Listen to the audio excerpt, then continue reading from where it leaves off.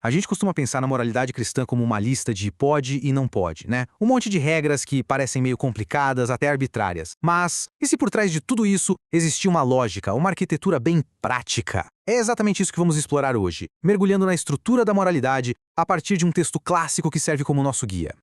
Olha, essa frase de um estudante resume perfeitamente o que muita gente pensa, não é? A ideia de que a moralidade é, no fundo, um grande estraga-prazeres. Algo que está sempre ali, de olho, para acabar com a diversão. É uma desconfiança muito comum.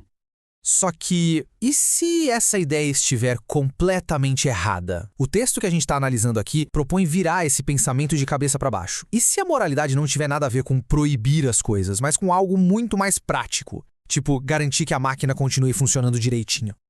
A analogia principal é essa aqui. As regras morais não são barreiras aleatórias para limitar a gente. Pensa nelas mais como um manual de instruções da máquina humana. Elas existem para nos guiar, sabe? Para evitar que a gente quebre, que superaqueça ou que fique batendo de frente com os outros o tempo todo.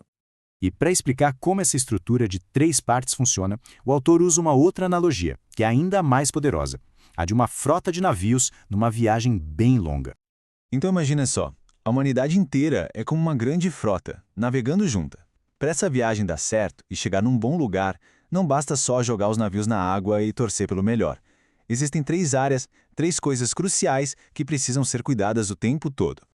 E aqui está o ponto central, a tal arquitetura de 3 partes. Primeiro, a harmonia entre os navios. Eles não podem ficar batendo uns nos outros. Isso é o jogo limpo, as relações justas entre as pessoas. Segundo, a ordem interna. Pô, não adianta nada evitar batidas se o seu próprio navio está fazendo água. Cada um precisa estar funcionando bem por dentro. E por último, o propósito geral. De que adianta ter navios perfeitos que não batem entre si se a frota toda está navegando na direção de um iceberg? É preciso saber para onde se está indo. Se faltar qualquer uma dessas 3 coisas, a viagem inteira fracassa.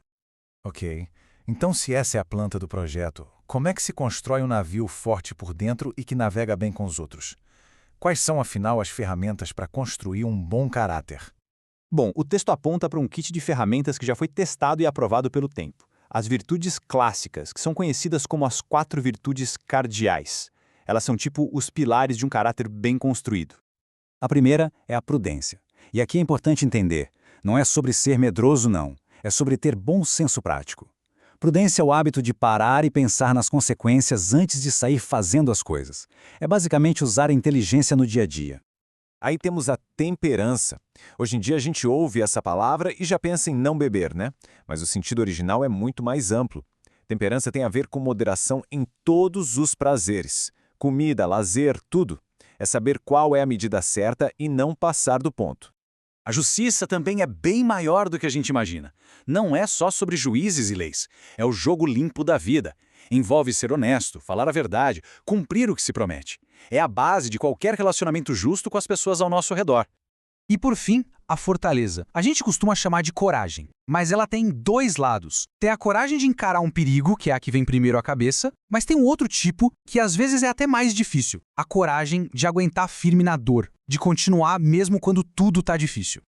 E para amarrar isso tudo, o texto usa uma comparação genial. Fazer uma coisa justa, por acaso, é como um tenista ruim que acerta uma bola incrível sem querer, na pura sorte. Agora, ser uma pessoa justa é como ser um tenista profissional, que treinou tanto que os músculos e nervos já sabem o que fazer. A virtude de verdade não está no ato isolado, mas no caráter que foi treinado para agir daquele jeito.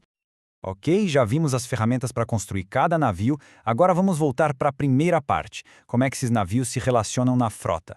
Como esses princípios todos se aplicam na vida em sociedade? Segundo o autor, uma sociedade genuinamente cristã seria, bem, um lugar bem estranho para os padrões de hoje. Por um lado, teria coisas que a gente chamaria de esquerda. Todo mundo trabalhando para a comunidade, sem gente improdutiva. Por outro, seria bem antiquada, com muito respeito pela autoridade. Seria um lugar super alegre, mas no final, provavelmente seria desconfortável para todo mundo, porque cada um de nós gosta mais de uma parte do pacote do que do pacote inteiro, né? E aí o texto entra no que ele mesmo diz ser a regra mais impopular de todas, a da castidade. A ideia é apresentada de forma bem direta, com uma estrada que se divide em 2. De um lado, casamento com fidelidade total. Do outro, abstinência total. E não existe uma terceira opção. Para explicar essa regra, o autor faz uma distinção bem importante entre estar apaixonado e o amor. Estar apaixonado é a ignição, sabe? Aquela faísca forte, emocionante, que dá a partida. É ótimo, mas não dura para sempre com aquela intensidade toda. Já o amor com A maiúsculo é o motor. É uma união que depende da vontade, do hábito, da decisão de todo dia. É o que realmente faz o relacionamento funcionar por anos a fio. E isso tudo nos leva à terceira e última parte da nossa estrutura. Lembra o destino da frota? Afinal de contas, qual é o objetivo disso tudo? No que é que a gente está se tornando? A grande ideia aqui no final é que a moralidade não é sobre seguir regras para ganhar um prêmio. É muito mais profundo. Cada escolha que a gente faz, por menor que seja, é como se fosse um escultor trabalhando, moldando aos pouquinhos a essência de quem a gente é por dentro. E no decorrer da vida, esse processo contínuo de escolhas vai nos transformando, nos levando na direção de dois tipos de ser.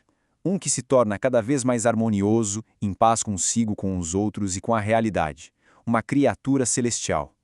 Ou outro, que se torna um nó de orgulho e ressentimento, sempre em pé de guerra com tudo. Uma criatura infernal. E assim, a análise termina com essa pergunta para a gente refletir. Se cada decisão é um tijolo na construção de quem somos por dentro, que tipo de criatura está, de fato, sendo construída dentro de cada um de nós?